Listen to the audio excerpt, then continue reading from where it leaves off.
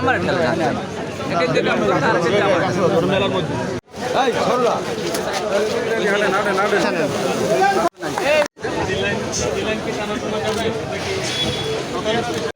যেটা digital land management system যেটা ওইটা ওই যে কইকা কুরিয়ার এতে এটা প্রক্রিয়াটা শুরু হয়েছে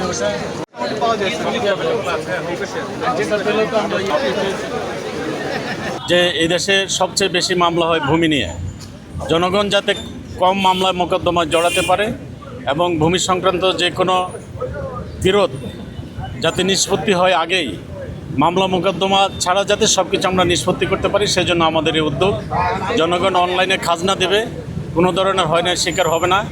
অনলাইনে তারা ডিসিআর পাবে, অনলাইনে ওরা পর্চা নিতে পারবে এবং অনলাইনে ওরা বিশেষ করে রেকর্ড, ভূমি সংক্রান্ত যত রেকর্ড আছে সবগুলো গ্রহণ করতে পারবে। সেজন্য আমাদের এই উদ্যোগটা নেওয়া হচ্ছে।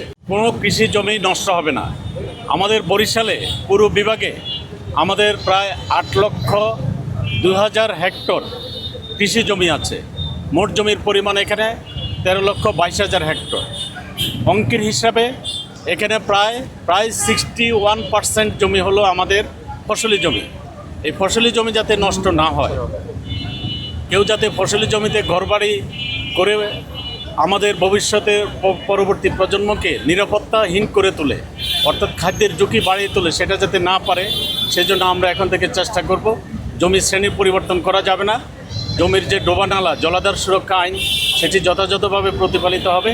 পাশাপাশি কোনো ধরনের কৃষি জমিতে কোনো ধরনের ভবন করা যাবে না, সে ব্যাপারে আমরা সোচ্চার থাকব। আমাদের নতুন আইন এসেছে, কৃষি জমি সুরক্ষা আইন 2026।